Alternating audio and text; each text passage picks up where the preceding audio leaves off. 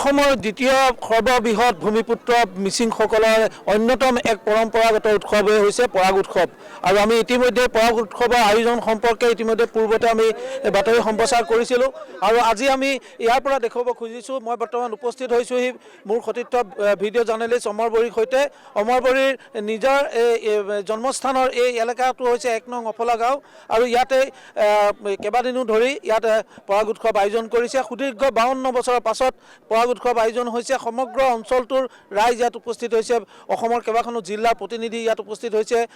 এই অফলা অঞ্চলৰ যিসকল বিয়া হৈ যোৱা জীয়ৰী জোৱাই সকলো ইয়ালৈ আহিছে। উখল মাখল পৰিৱেশৰ মাজত পৰাগ উৎসৱ চলি আছে। গতিকে পৰাগ উৎসৱস্থলীৰ পৰা মই ইয়াৰ খবৰ দিব খুজিছোঁ। মই প্ৰথমতেই আহিম অসমৰ এগৰাকী বিশিষ্ট সাহিত্যিক, ডিফলুপৰীয়া সাহিত্য সভাৰ সভাপতি তথা বোকাখাটৰ এগৰাকী জ্যেষ্ঠ লেখিকা মিনতী দলে বাইদেউ। ইতিমধ্যে তেখেতে আহি অংশগ্ৰহণ কৰিছে। বাইদেউ, প্ৰথমতে পৰাগৰ শুভেচ্ছা জনাইছোঁ। ৰাইজে ৫২ বছৰৰ পাছত সমবেত হৈ একেলগে মিলিজুলি এক সমন্বয় বাৰ্তা লৈ পৰাগ উৎসৱ আয়োজন কৰিছে। হয়, ধন্যবাদ। সঁচাকৈ পৰাগ উৎসৱ আমাৰ মিচিং মানুহৰ প্ৰাণৰো প্ৰাণ, অতি চেনেহৰ, অতি মৰমৰ উৎসৱ। এই উৎসৱত আমাৰ গাঁও ভূঁইৰ পৰা আদি কৰি গোটেই য'ত জীয়ৰীবিলাক দূৰত বিয়া দিয়া তেওঁলোকক নিমন্ত্ৰণ কৰি অনা হয়। আৰু সকলোৱে মিলা প্ৰীতিৰে একত্ৰিত হৈ প্ৰীতিভোজ লগতে আমাৰ জাতিটো উন্নয়নৰ কাৰণে বিভিন্ন ধৰণৰ আমাৰ প্ৰস্তাৱ লোৱা হয়, কৰ্মসূচী লোৱা হয়। ইয়াত আমাৰ ১ নং অফলাত আজি পৰাগ উৎসৱ ৫২ বছৰৰ পিছত উদযাপন কৰিছে। বৰ তাৎপৰ্যপূৰ্ণ কথা যে পৰাগ উৎসৱটো যথেষ্ট টকা পইচাৰ প্ৰয়োজন হয় আৰু সেইকাৰণে অনুষ্ঠিত কৰিবৰ কাৰণে যথেষ্ট আমি কষ্ট কৰিব লগা হয়। এই ক্ষেত্ৰত মই আমাৰ অফলাৰ উদ্যোক্তাসকলক, বিশেষকৈ পৱন কামান, বলোৰাম কামান আৰু গোটেই অফলাৰ ৰাইজে আৰু অতি কষ্টৰে এই অনুষ্ঠানটো উদযাপন কৰিছে। গতিকে আমি জাতি জীয়াই ৰাখিবলৈ হ'লে, কৃষ্টি সংস্কৃতি জীয়াই ৰাখিবলৈ এইটো উদযাপন কৰিবই লাগিব, পৰাগ উৎসৱটো। গতিকে এই পৰাগ উৎসৱটো আমাৰ পৰম্পৰা অতীতৰ পৰা চলি অহা এটা উৎসৱ। আৰু এটা কথা খুব ভাল লাগিছে, আজি এই পৰাগ উৎসৱৰ লগত সংগতি ৰাখি তেওঁলোকে অফলা পৰাগ বুলি স্মৃতি গ্ৰন্থখন আজি প্ৰকাশ কৰিছে। আৰু এই স্মৃতি গ্ৰন্থনৰ প্ৰকাশক আছিল আমাৰ কামান পৰিয়ালৰ, দিলীপ কামান্ত পৰিয়ালৰ, পৱনন্ত পৰিয়ালৰ গোটেই বংশটো অনুসন্ধানী কৰিছে। তেওঁলোকক ধন্যবাদ জ্ঞাপন কৰিছোঁ। আৰু পৰাগ উৎসৱত এই গ্ৰন্থখন এটা সমাজৰ কৃষ্টি সংস্কৃতি জাতিৰ দলিল হৈ ৰ'ব। ধন্যবাদ জনাইছোঁ। মিনতী বাইদেৱে অংশগ্ৰহণ কৰিছে। স্মৃতি গ্ৰন্থ ইতিমধ্যে তেখেতে উন্মোচন কৰিছে। মোৰ পিছফালে আছে মিচিংসকলৰ এটা জাতীয় কৃষ্টি মুৰংঘৰ। আৰু এই মুৰংঘৰতেই যি পৰাগসকল উৎসৱত উপস্থিত হোৱা যিসকল জ্যেষ্ঠ নাগৰিক, যিসকল ভকত, তেখেতসকলে ইয়াত মুৰংঘৰতে অৱস্থান কৰে এইকেইটা দিন।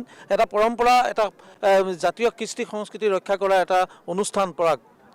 হয়, আমি বহু চেষ্টা কৰি ৫২ বছৰৰ পাছত আমি ইয়াতে উদযাপন কৰিব লৈছোঁ। আৰু বহুত ব্যয়বহুল আৰু পৰম্পৰা নীতি নিয়মৰ মাজেৰে এই পৰাগ উৎসৱ উদযাপন কৰা হয়। সকলো ধৰ্মৰ ৰীতি নীতি ইয়াত পালন কৰি সকলো কাৰ্য সম্পাদন কৰা হয়। আপোনালোকে আজি দ্বিতীয় দিনাখন মূল কাৰ্যসূচী ৰাতিপুৱাই আমাৰ সম্পাদন হ'ল। ইয়াৰ পিছতে প্ৰতিদিনাখনে আমাৰ সাংস্কৃতিক অনুষ্ঠান আছে। সাংস্কৃতিক অনুষ্ঠানৰ উপৰিও বিভিন্ন বিষয়ৰ ওপৰত আমাৰ আলোচনা চক্ৰ অনুষ্ঠিত হয়। ইয়াত আপোনালোকে দেখিবলৈ পাব যে কেৱল ইয়াত কৃষ্টি সংস্কৃতি পৰম্পৰাই নহয়, শৈক্ষিক দিশটো ইয়াতে বিস্তাৰিতভাৱে প্ৰকাশ হয়, প্ৰতিফলিত হয়। আপোনালোকে দেখিবলৈ পাইছে অসমৰ বিভিন্ন প্ৰান্তৰ পৰা প্ৰতিনিধি আহিছে।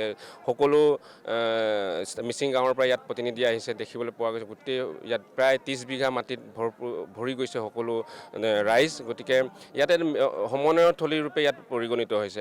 আচলতে পৰাগটো কেৱল পৰম্পৰা বা কৃষিভিত্তিক উৎসৱেই নহয়, ইয়াতে সমন্বয়ৰ বাৰ্তা কঢ়িয়াই নিয়ে পৰাগে। গতিকে আমি সকলো ৰাইজৰ সহযোগিতা কামনা কৰিছোঁ। সকলোৱে আহক, আমাৰ অনুষ্ঠানবোৰ দিনজোৰা কাৰ্যসূচী উপভোগ কৰক। প্ৰতিদিনাখনে আমি অসমৰ বিভিন্ন প্ৰান্তৰ পৰা খ্যাত আৰু জনপ্ৰিয় শিল্পীৰ দ্বাৰা আমি সাংস্কৃতিক অনুষ্ঠান কৰিছোঁ। আজিও সাংস্কৃতিক অনুষ্ঠান আছে। গতিকে আমাৰ অনুষ্ঠান পৰম্পৰা কৃষ্টি সংস্কৃতি উপভোগ কৰাৰ উপৰিও আমাৰ পৰম্পৰাবোৰ আপোনালোকে উপভোগ কৰিব পাৰিব, ওচৰৰ পৰা চাব পাৰিব মানে পৰাগ উৎসৱত। মই ধন্যবাদ জনাইছোঁ। বৰ অসমৰ জাতীয় কৃষ্টি সংস্কৃতি ৰক্ষা কৰি বৈচিত্ৰতাৰ মাজতে ঐক্যতা স্থাপন কৰি মিচিংসকলে যিধৰণে যুগ যুগান্তৰ ধৰি বাস কৰি আহিছে আৰু অসমীয়া জাতিক যিধৰণে উদ্বুদ্ধ কৰি ৰাখিছে, সেই মিচিংসকলৰ অন্যতম পৰাগ উৎসৱ অফলা গাঁৱত অনুষ্ঠিত হৈছে। বহু সংখ্যক কেইবা হাজাৰ লোকৰ সমাৱেশ ঘটিছে আৰু ইয়াৰ পৰাই আমি অমৰবাৰীৰ জৰিয়তে ইয়াৰ দৃশ্যসমূহ দেখুৱাইছোঁ। এয়া হৈছে বোকাখাটৰ উত্তৰ মহুৱাৰ 1 নং অফলা গাঁও আৰু পৰাগ কেইবাদিনো ধৰি ইয়াত অনুষ্ঠিত হৈ আহিছে আৰু তাৰে কৃষ্টি সংস্কৃতি ইয়াত দেখুওৱা হৈছে। দৃশ্যসমূহ দেখুৱাবলৈ মই অনুৰোধ কৰিছোঁ।